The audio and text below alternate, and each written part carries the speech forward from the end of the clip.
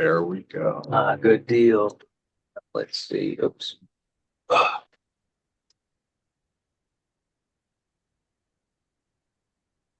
We are live.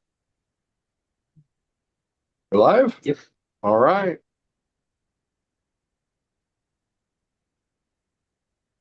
So, will a state give you money to go fishing? Can you really make glass out of bamboo? And just how does a 6-year-old file for a patent? Well, these and other questions we're going to be talking about tonight on your June edition of Inventor Friday. Hi, I'm Don Skaggs. I'm your host. With me tonight is the man, the myth, the legend, the one and only Bennett Gatto. You've probably met or heard about Bennett. Bennett, tell everybody who you are, what you're all about. What's up, guys? My name is Bennett Gatto. I am an inventor that's been working with Don for several years now. I have a background in physical therapy. Most of the things that I try to, or that I come up with, try to help people just live a better quality of life, help them improve their mobility, things in the PT world. So I'm excited to share with you guys what we're working on right now and be a part of the live stream. All right. Also with me tonight is Dave Hassler. Hey. With the man with the orange hat. Yeah, Dave, tell everybody who you are. Yeah, Dave Hassler. I have a consulting business called Breakthrough Solutions Consulting, but I help startups tell their economic story. I'm a finance geek for about 30 years in corporate finance, and numbers are my thing. And I've been here living around in Kentucky with Don for quite a while, and just enjoy hearing about all the startups and their wacky ideas over coffee, and then trying to put pen to paper and help them articulate that story. So it's a lot of fun. Glad to All be right, here. great. Also with us tonight is the freshly shorn Leo York. Hey, everybody. Glad to be here. I'm copywriter in Lexington, Kentucky, and also VP of Inventors Network Kentucky. So it's always good to be here for the live stream. And switching the cameras and making sure we all look really good is the one, the only. Hi, Mulder. everybody. All right. Well, let's get started. And if you are tuning in on YouTube and you don't know who we are, we are the Inventors Network Kentucky, and we help inventors, entrepreneurs, not just in Kentucky, but really, really all over. And one of the ways you can find out more about us is through our website. And if you go to kyinventors.org, then you can see all the different things that we have going on. If you scroll down to the bottom, you'll see our upcoming events. Oh, look, here's Inventor Friday. Well, that's what's going on right now. We also have workshops. We have meetings coming up. We have all kinds of different things that you can see and you can learn about. You can become a member and join us for a lot of inner circle things. And we have a lot of just really, really cool stuff. So you want to check out all of that on our website, and that is kyinventors.org.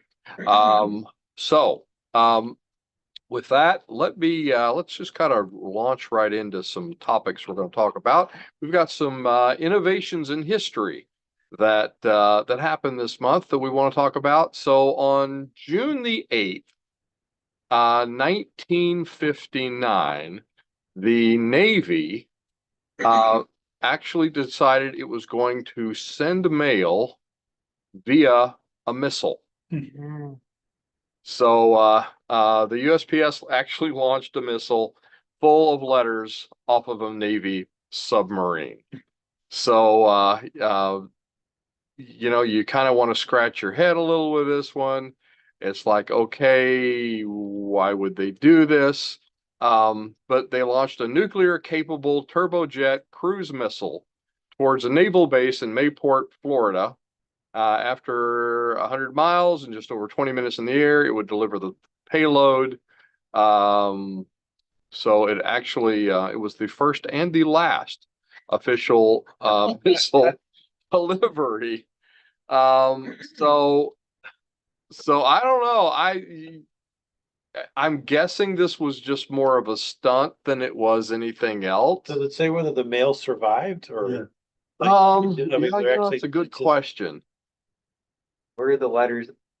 Performing, let's see, but rather letters. So it says it delivered the letters addressed to prominent.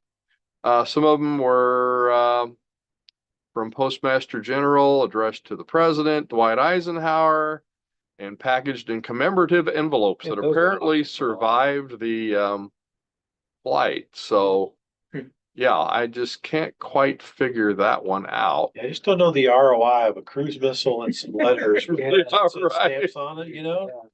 Maybe Yeah, we why have would to. why would they do that? Yeah. Well, they also said that that would be the norm, and it's like, well, imagine how expensive stamps would be if that was the norm. Oh, yeah, for it sure. would be, your forever stamps would be like $80. I'll Right. send you a letter, incoming. Yeah. Everybody duck. Well, they beat Amazon to same day mail. Yeah. That's fair. That's totally fair. Yeah. Same day shipping. Yeah, yeah. Maybe we ought not say that too loud. Maybe Amazon will start. And Get some flying is ideas. now $999. Yeah. Oh, Oh. but even without the warhead in it, it's still a very expensive missile. The Yeah, cruise yeah. missile Capability of how those things are designed to fly at low altitude, in a very, very direct path. They just don't like go up and then fall. They have an arcing pattern. Right. So I mean, it's got huge control systems in it. I mean, gosh, that does it cost like, I don't know, I gotta Google that one. How much is a, What what would it cost today versus what would it cost in 1959? yeah, even still. Yeah. I was looking that up the other day. I think like 1960 money was what, like 10 cents?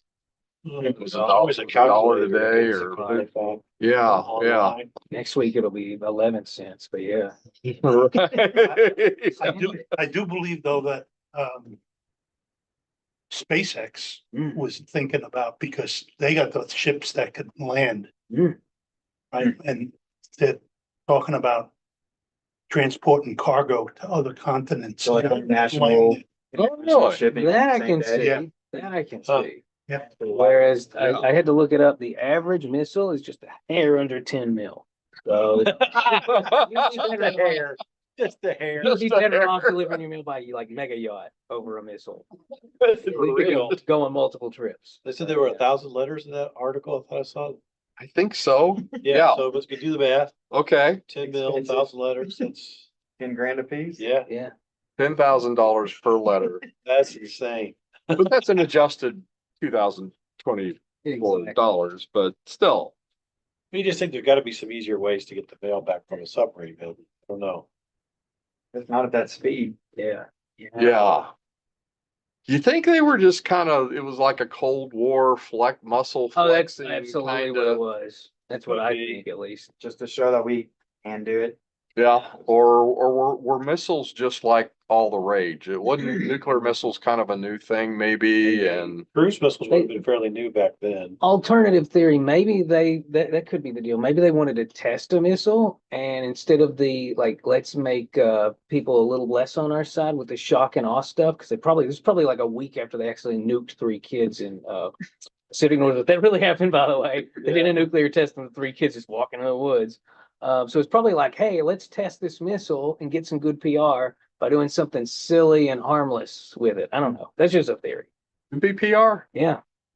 It's actually a good topic for this forum, right? Because that's a classic example of a solution looking for a problem. Mm. Instead of having a problem and then trying to find a solution to it. Got a cruise missile, what am I gonna do with it? How about the mail? Send some mail. Look, we can $10,000 send a letter. mail with it. It just costs $10,000 a letter. They wanted to get rid of the term snail mail. Yeah, there Yeah, you go. so we'll show them. Scud mail. Good mail. Must have been a Lockheed Martin idea. Sell more missiles for mail delivery. Yeah. Goodness. All right. Well, let's move on to the next one. How about this next one is kind of interesting. June 6th, 1933, the first drive-in movie theater opens. And I need to show you that. So go here. And so this is kind of interesting. June 6, 1933, eager motorists parked their automobiles on the grounds of Camden Drive-In, the first ever drive-in movie theater on Admiral Boulevard in Pennsauken. New Jersey, yep. I'm glad we have George here because I would not pronounce With the anything. Northeastern dialect. Yeah. So came widely used, only later was the brainchild of Richard Hollingshead, a movie fan and a sales manager at his father's company, Whiz Auto Products in Camden.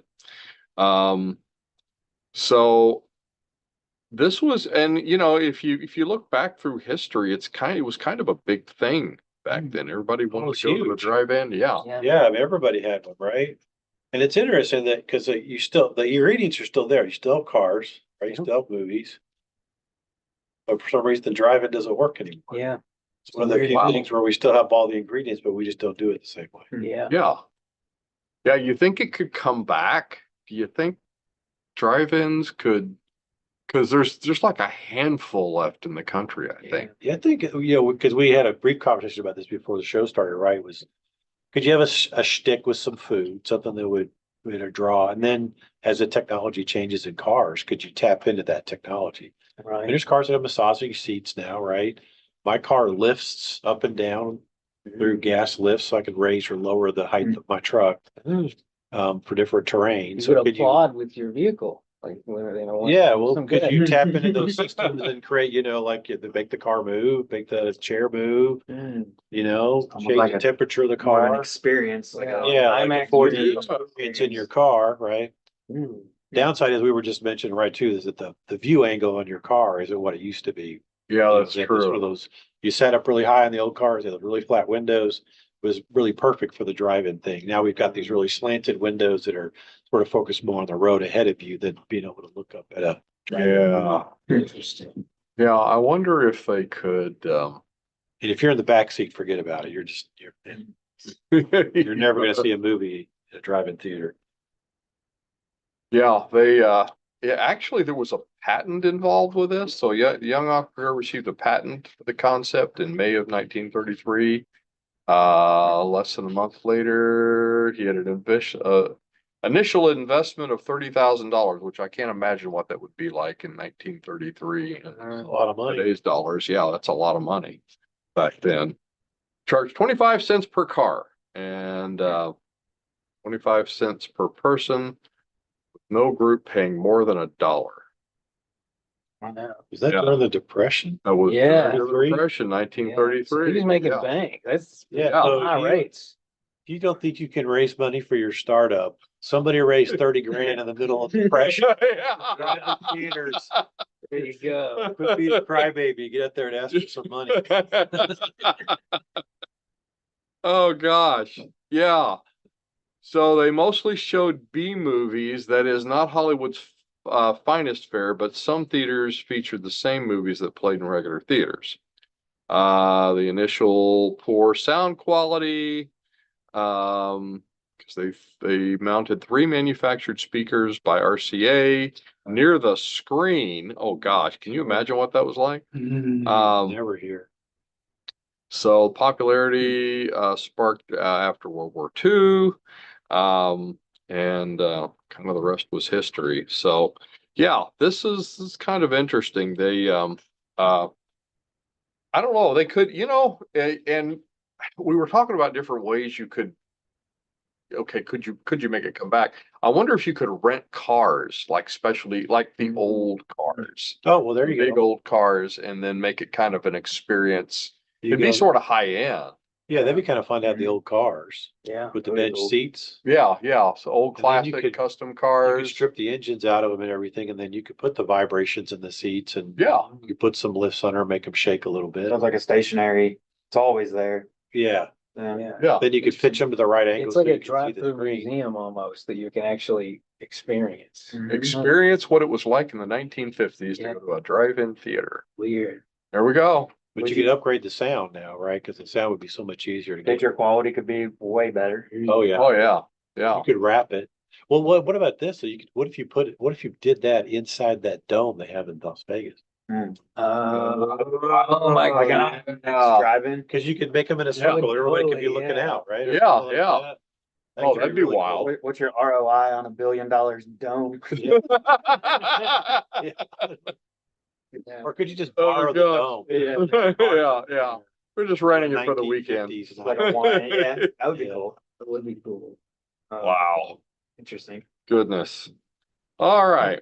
Well, let's see. Let's move on to the next one here. So this next one is June 4th, 1963. A patent is issued to 6-year-old Robert W. Patch for a toy truck. So this is yeah, this one is this was a little bit of a head scratcher because I get these questions sometimes of, hey, can a kid can a kid actually, can someone younger than 18 years old file for a patent? And I don't know, I kind of have this gut feeling like that they couldn't, but sure enough, youngest person to receive a US patent. I'm also amazed no one's broken this record yet. June 4th, Robert Patch became the youngest person to receive a US patent. Patch's toy truck, patent number 3,091,888. I'm surprised we're up that high. By 63. in 63, Yeah. allowed for a toy truck to be taken apart and reassembled in various configurations. Oh, so it was a transformer. So not so unusual unless you consider Patch was unable to sign his name the time the patent was filed. Patch, at the remarkable age of 6, signed his application with an X. Wow. So yeah, there he is with his toy truck, and there's his actual figure, which I don't think he drew. I would Uh, imagine Pretty sure he didn't draw that. No. It's talented. Yeah. But I mean, to come up with something like that. So yeah, and I spoke for a elementary school a few years back, and because I'm available for birthdays and bar mitzvahs, and so this elementary school, I mean, they had like inventor day. Every kid in the school became an inventor. They like came up with something. Yeah. And so they had me speak on the last day of the thing, and so I mean, some of them, had products that you could probably patent. Yeah. So, but that question does come up now and again. Can they actually patent something? So, but I'm still surprised that no one has beaten that record.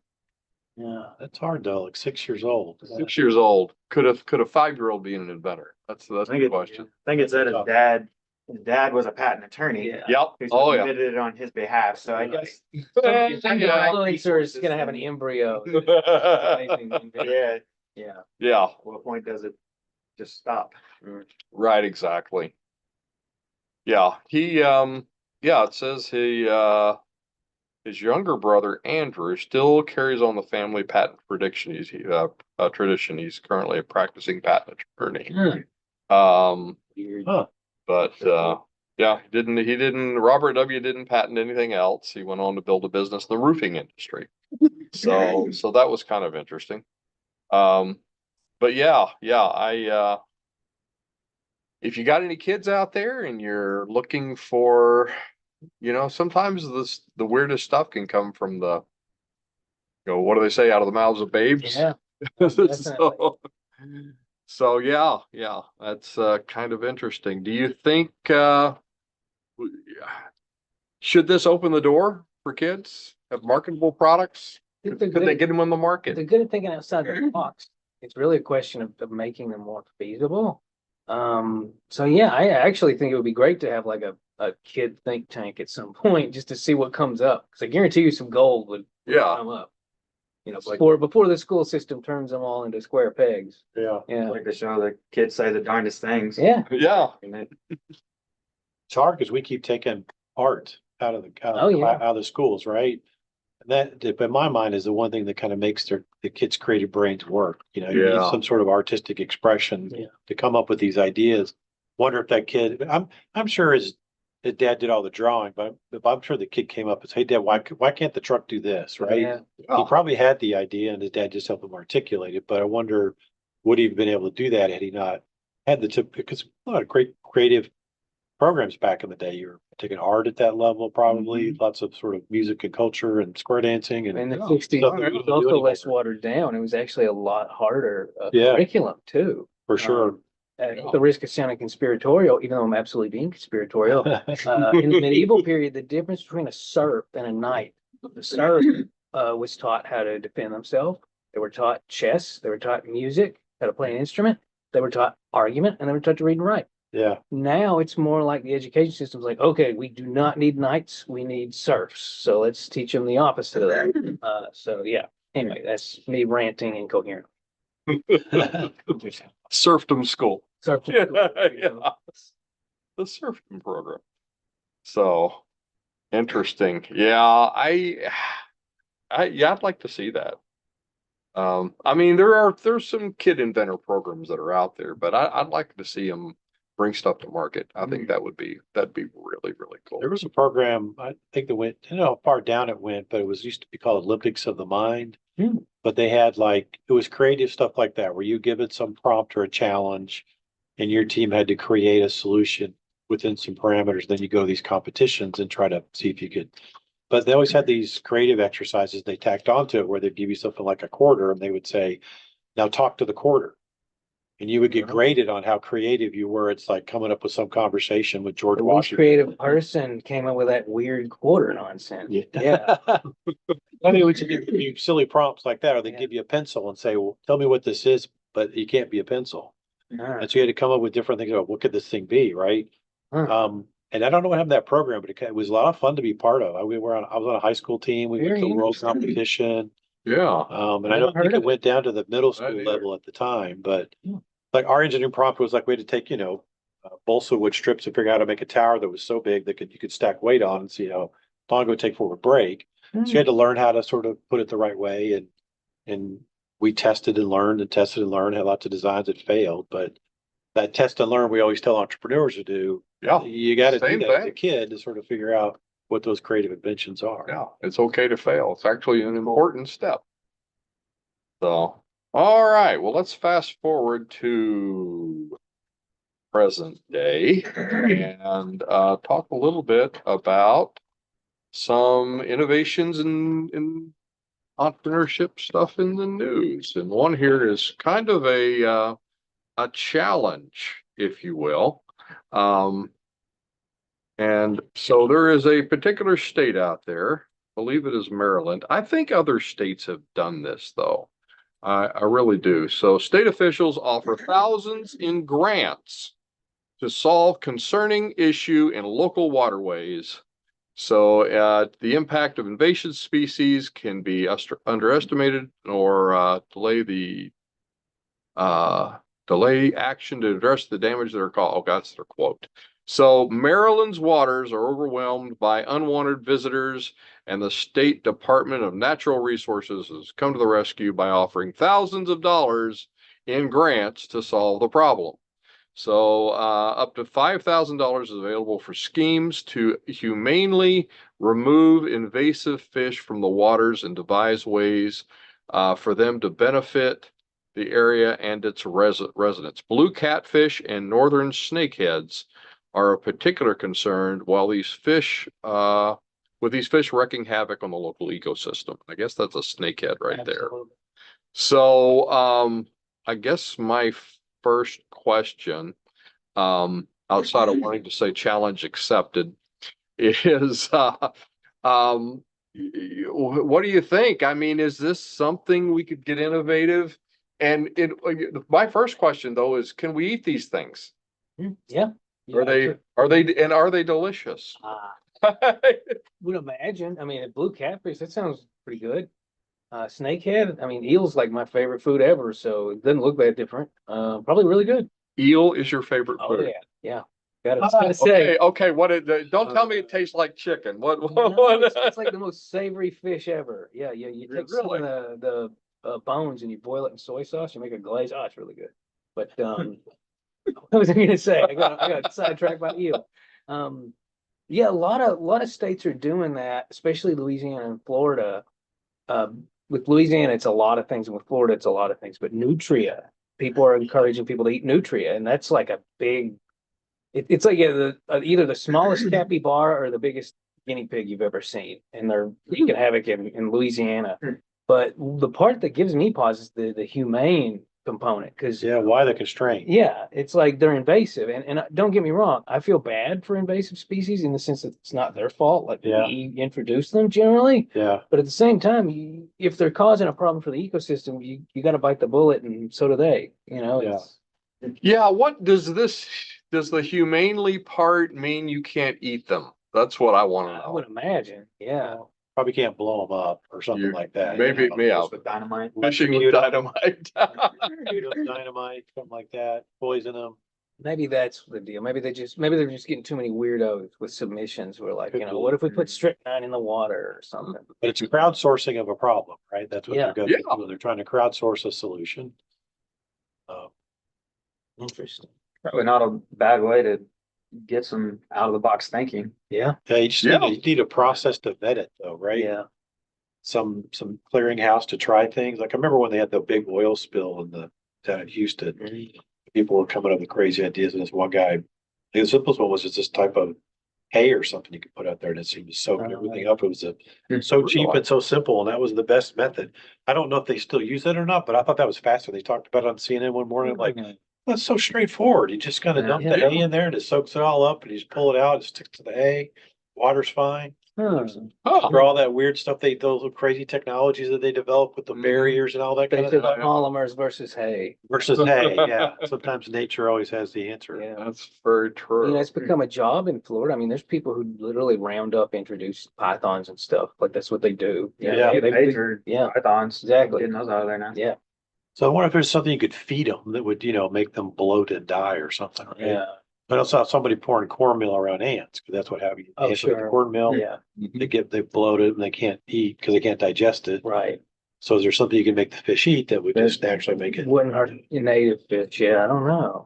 Now, one thing you could do is it's just popped in my head. Sorry, this is really crazy. I used to work with the health and wellness division at Walmart. And one of the things we did, we had a big take back program. We had the Department of Fish and Wildlife came in and talked to us one time to tell us, why it was important to do this, because people would normally just pour these things down their drains, right? Their leftover medications.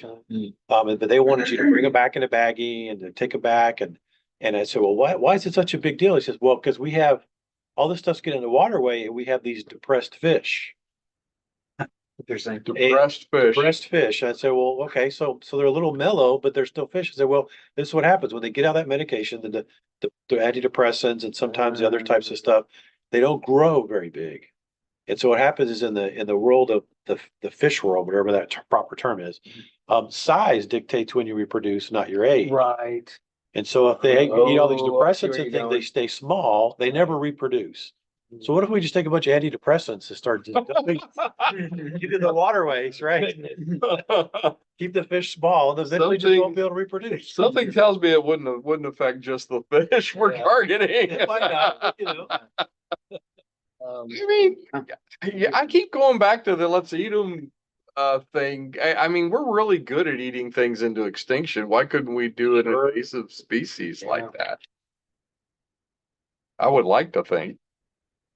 I remember one of our better, I think it was Dan Wiggins, he's not here tonight, down in Florida, was telling us about some, I can't remember. Scorpion fish. Scorpion Yeah. fish? Or no, lionfish. Lionfish. And I asked him, that's the first thing I asked. I said, can you eat them? He goes, oh, they're delicious. Yeah.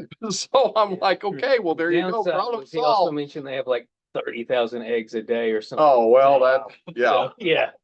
So we're feeding billions of people with these invasive, There we go. 30 million egg It's fish. better than crickets. Yeah, right.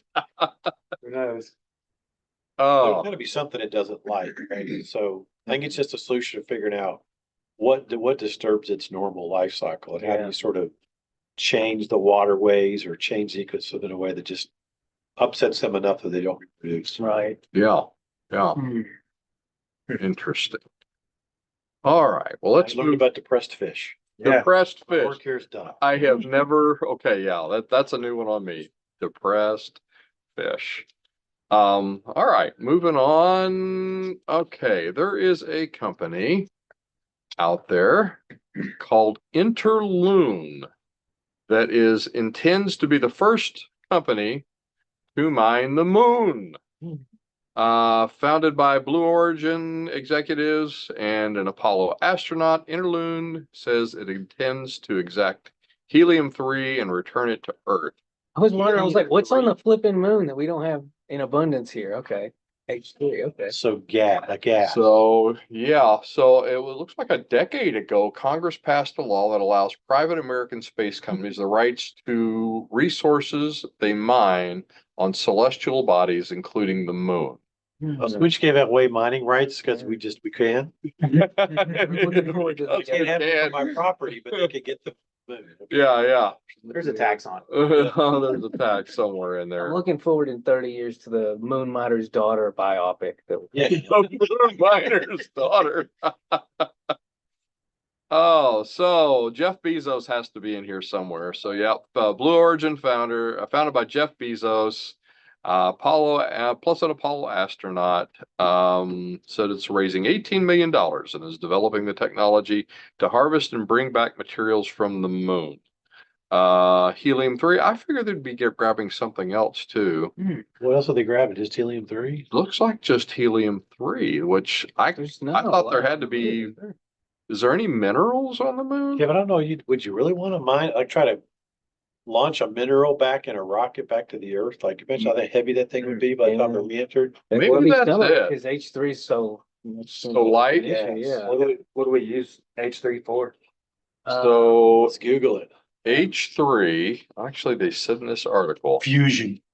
stable isotope that is scarce on Earth, plentiful on the moon, could be used as fuel in nuclear fission reactors, as well as helping power the quantum computing industry, which is really H3 the wild. same thing as tritium?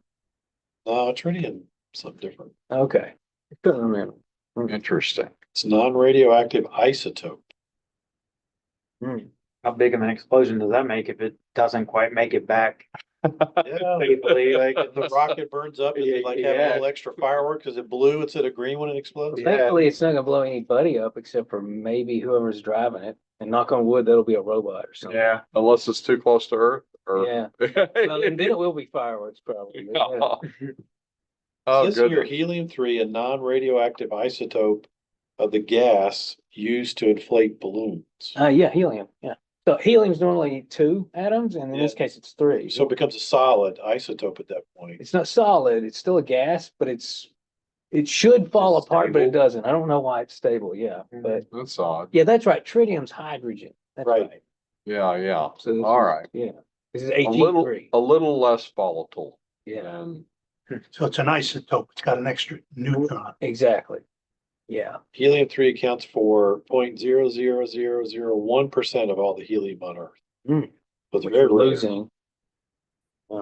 yeah, you'd think there would be minerals they could mine. Wasn't there a story, Leo? I thought you told me about this a long time ago about whoever grabs and mines an asteroid would be like a billion The first zillionaire. trillionaire, probably. Yeah. First trillionaire. Yeah. That's my take on it. It's like But- Jeff's trying. Yeah. So here's a Google prompt, when you search for something, it has some subsequent questions to kind of keep you the Yeah. learning process going. One of them is helium worth going to the moon? Helium-3. Really? The answer is helium-3 on the moon is worth $4 billion per ton Mhm. if used on Earth to make energy. It's the most valuable thing in space at the moment. Wow. Let's go for it. Oh, wow. All I right. wonder how you get what is a ton of helium? How many of those can you bring back at one time? Yeah. What's the ROI on this? Yeah. It's clearly if they're trying, they've figured this out. Yeah. Or at least determined that there is a positive Interesting. ROI on it. Yeah. Yeah, how many tons can Says you it's- squeeze into a tank and bring back? Says it's a very light, stable isotope of helium. 2 protons, 1 neutron. Interesting. So you guys said that, Stable. you guys said that rocket was what, 30 feet wide by 240 feet long? So I wonder how many tons can fit into whatever It fits. Right, Yeah. yeah. You just got to get it not to heat up too much on the way back. Yeah, So it's stable up to a point. Yeah. sure. Yeah. Now, will it make the trip back? It's kind of the big question. So, all right, let's move. Let's move on to this next one. This one's a little closer to home. And so this one is about actually kind of an interesting subject, I think. Because this has always fascinated me. Bamboo. So scientists make a new transparent fiberglass like or fireproof glass-like material out of bamboo. Novel transparent bamboo with flame retardant properties. So promise and limitations of current glass alternatives. So silicone glass has been a staple in the construction industry, but says this one offers high transparency and uses readily raw materials. As an alternative, transparent wood has garnered attention for its environmental benefits and excellent mechanical properties. Transparent wood could find uses in super strong screens for smartphones, soft glowing light fixtures, and even as structural features such as color changing windows. So yeah, I guess the key here is how easy is this stuff to make? Yeah. But still, it'd be kind of cool. Transparent bamboo. Yeah. Interesting. What's the process for making it? Bamboo. Bamboo. Got a little, let's see, cutting, lignified? Okay. lignified. What Okay. does that mean? That's like, Lignin is the stuff that gives it structure. Well, part of it. it takes the structure out. Yeah. Transparent, except for cellulose. That's the only part that's left, I guess. Okay. Which that's most of the structure. And then transparent. What does it say? Bamboo. Oh, bamboo. Transparent bamboo. Sodium silica infiltration. Oh, okay. So now they're adding basically like a glass-like structure to it. Okay. So they're taking out the lignin and they're adding glass. That's okay. That's It's really not basically bamboo it. anymore if you stick the silica in there. Well, yeah, I'm like, Come on, okay, it's- now it's sort of like glass now, right? So it's silica, Yeah. not bamboo. Yeah, Interesting. that is very I interesting. want to know what the texture is like. If it's more like bamboo or more like glass or like something in the middle. Well, if they could replace those damn paper straws at Starbucks. Oh, yeah. That'd be great. That is I've got a it's actually a sample of wood flooring, but they Okay. said it's bamboo. It's Right. really dark, beautiful. It is the hardest little I use it as a cup, as a coaster Yeah, because the thing's like indestructible. Yeah, I wish we used it for more stuff because it's a grass, but it can be used as wood. Like it grows crazy fast. It grows like a foot a day or something. They make like bamboo pillows and bamboo. You can Yeah. find bamboo. Bamboo they have bamboo clothes sheets at and home. stuff, They're yeah. very soft. Exactly. But these are for scaffolding in Asia quite regularly. It's quite normal for them to do that rather Exactly. than steel. Yeah, it grows so fast. I mean, yeah, I guess it'd be invasive in a place like Oh, yeah. Kentucky. Oh yeah, there's people who've done that. They plant it, and from what I've heard, if you know what you're doing, you can keep it from being invasive. Like basically, it shoots out these little lateral nodules that ultimately grow, and if you just are mindful of that, you can take care of those nodules and keep it from being invasive. But most people don't know that, so they just plant it like this will look pretty in front of the koi pond. Yeah. That's Kind of the end of forest. that. Get fence row next against the whole yard. Yeah, exactly. Yeah. There are some species that aren't invasive, but they wouldn't be good for this application because you need it to be fast growing and fast reproducing. Yeah. So you kind of need the invasive species, but to your point, you gotta know how to grow. It's like growing mints or something like that. Well, that's a good Super- comparison. Yeah. Super Yeah. invasive, right? But if Yeah. you know what you're doing, you can control it and get it to grow where you want it to grow and make some very productive things out of it. So as long as you had a process for sort of keeping it in check and, you'd have to harvest on a quite regular basis to keep Exactly. it in Yeah. check, find something to do with it. You know, PSA for everybody, keep your mint in pots. Yeah, exactly. You're mentioning So pots. bamboo, same thing. Keep them in big planters. Don't put them. Yeah, don't put them in the ground I didn't know mint because grew like that. Oh, it goes like crazy. Oh, it'll cross. It's not go- invasive, go but it'll under ruin a your garden. sidewalk. Yeah. really, Mints Yeah, are it'll very go from one prolific little side of the critters, sidewalk yeah. to the other, and it's just like it's tough stuff. We Yeah. had it in our Wow. backyard growing up, and I just never really paid attention to it. So Yeah. every time I mowed, it would smell minty. Yeah, Yeah. it's great for like slopes and things like that because Yeah. it grows so fast and it's got such tight root systems. But if you put it in your garden, you can have nothing but mint in about 2 years. Didn't know that. wow, Wow. that is wild. Proliferates. You know, Kentucky smell decent. has a Yeah. cane.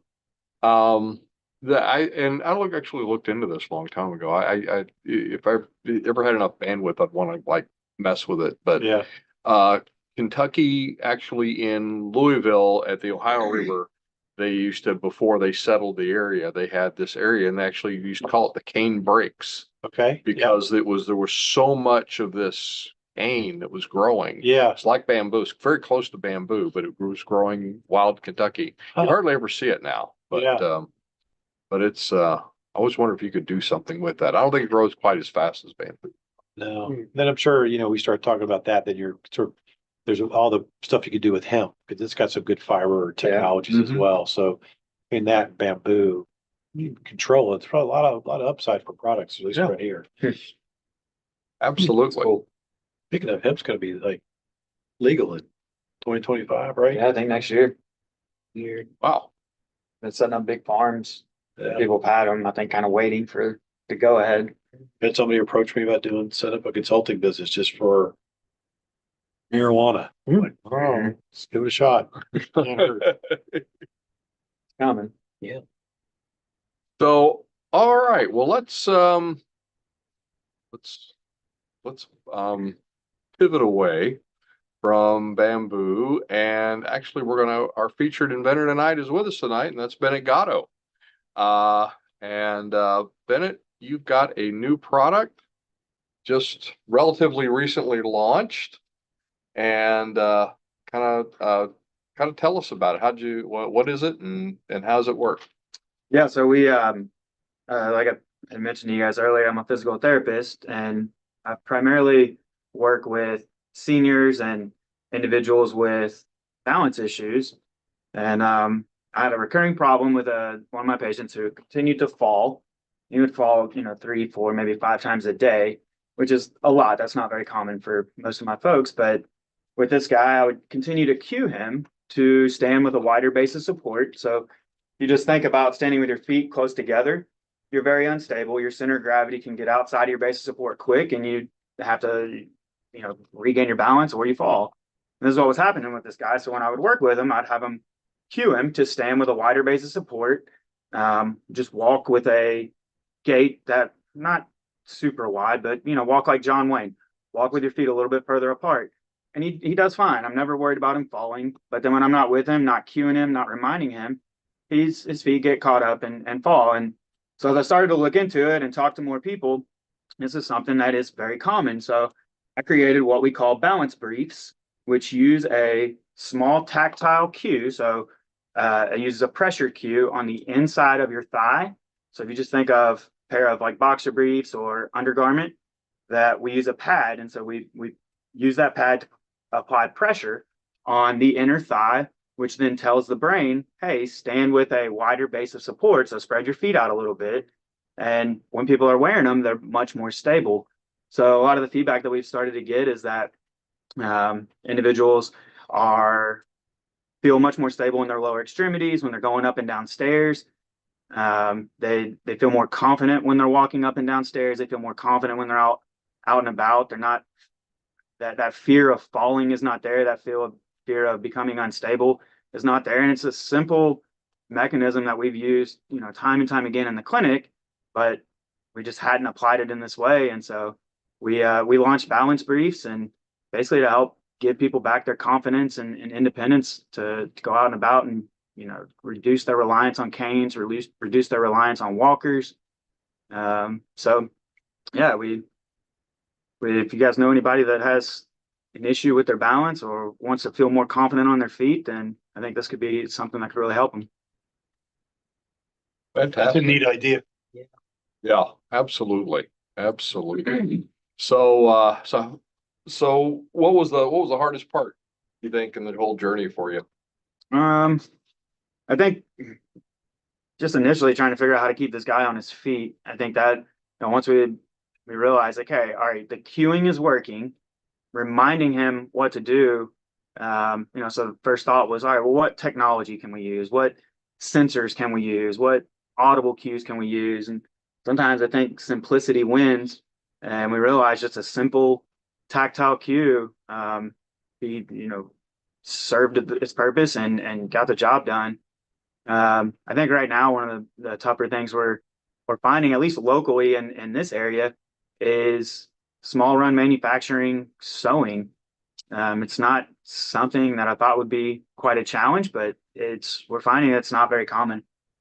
I think the design that we've come up with seems to be pretty effective. It's not difficult to implement. There's not a lot of education, so I don't think that part's been tough. We can use simple off-the-shelf materials, which makes it easier. The sewing component has been toughest thus far. And then I'd say as we move forward, just understanding, what are those channels to sell, what are the markets that we hit, and where do we find those customers? Well, I know you've got a great story about the first little show you went to test it out and get customer feedback. Can you share a little bit of that?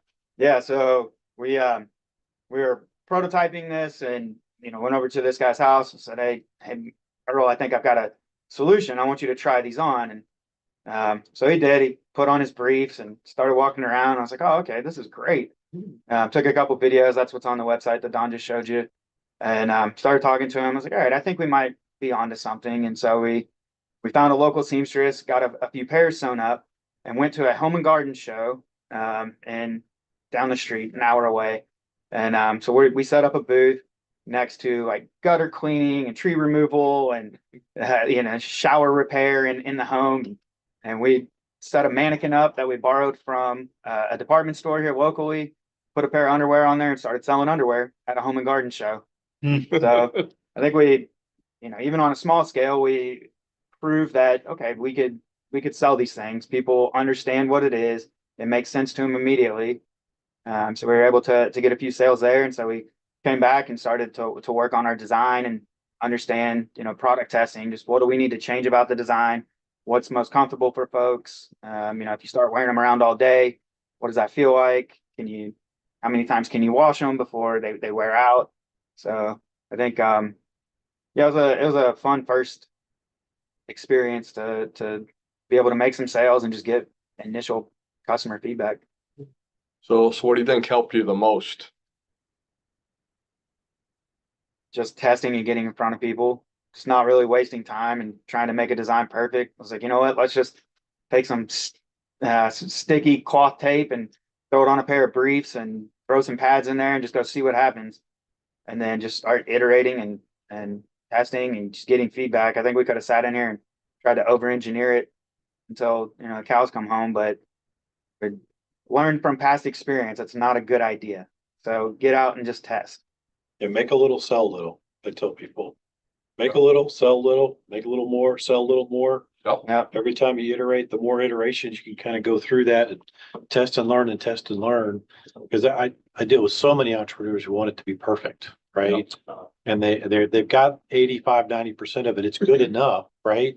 Let's get it out there and get it used, and then do your development cycle on the software or whatever it is you need to do with version 2.0 every 6 months. But you've got something that's good enough to get subscribers and get money, start selling a little bit, and they just spend time trying to, and a lot of money. That last 20% costs you twice, 3 times as much as the first 80 did. Oh, yeah. To try to get it perfect, and it's never going to be perfect. That's the reality of it. Even the best video games out there still glitch, and you cuss and swear, but you still love them. I think that's definitely something that just over the last few years that we've learned. And I feel like, people like Dave working with us, people like Don working with us, they're always telling you that don't sit in the shop and just over engineer it, get out and talk to people, get out and test it, get out and use it. And from the entrepreneur side, sometimes it takes a brave soul to put yourself out there and just go get it done. And I think this time, I took that to heart and just went and did it. And I think that's been probably the thing that's accelerated us to this point of being able to just test, iterate, and say, you know what, who cares what people think? Like, let's just go test it out. I love that. I love make a little, sell a little. Yeah. And that's exactly what you did. So that's fantastic. Well, kind of on the made a little, sold some, and now we're making a little. So now our next step is to go sell a little more. yeah. So tweak the design. And you carve the problem up. You fix one thing, that next iteration, right? Your next one's probably gonna be, well, how do I make it faster, cheaper, right? And then you'll sell something like, when, how do I source the shorts a little bit cheaper this next time and see if I get the cost down?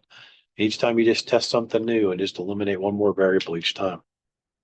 Yeah, I think that's a good way to think about it, is don't try to just do it all at once, because you don't necessarily know exactly what the customer wants, even though you think you do, Mm-hmm. until you start talking to them and let them use it and get their feedback. You're really just taking shots in the dark. So We talked about that earlier this week in a different forum that we were in, right? It was that book called The Mom Test, right? So Oh, yeah. that's a good little short read for people who want to sort of understand how to do some customer discovery. And we didn't have a lot of time to talk about backgrounds, but I spent 10 years working at Procter and Gamble. We did quite a few, focus groups and mom tests and things. And you learn a ton from talking to people. You learn a ton from watching them use the product. Like one example I tell all the time, or you heard me say this on last Wednesday's call, but we would do focus groups and ask moms questions, and then we would give them money and meet them in a grocery store and tell them to go shop, and just we would follow them around. It's kind of weird, but that's how you did it. But they would do something completely different than what they told you in the focus group. Right. So we would say in the focus group, well, do you read the labels and do you check to see like the nutrition and do you check the price per ounce? And they're like, oh yeah, I'm such a diligent mom and I check all that stuff. And then we'd give them the money and watch them shop, and they were doing no look pickups. They were they had their routine. They knew what they were going to get. Right. And so that's the learning, is like, well, gosh, I really probably need to get in their head before they get to the grocery store, because they're not really going to figure out like what the benefit is of a product, just read the label, right? So you'll learn things like that about the brief too. I think it gets sold one way, but watch them buy it, or watch them use it, or realize, they're really not the decision maker. It's their 40-year-old son who's having to worry about your AR. I got to figure out what he's worried about.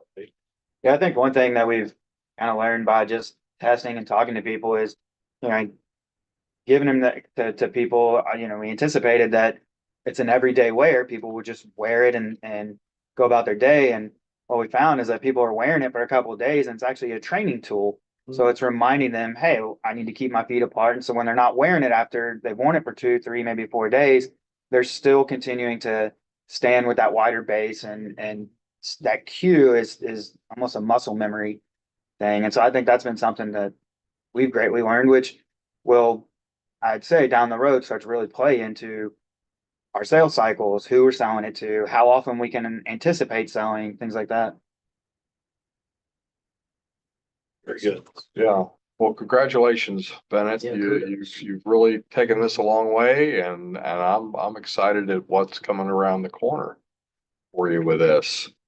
So let's everybody celebrate Bennett's Guys, we knew you Yep. win.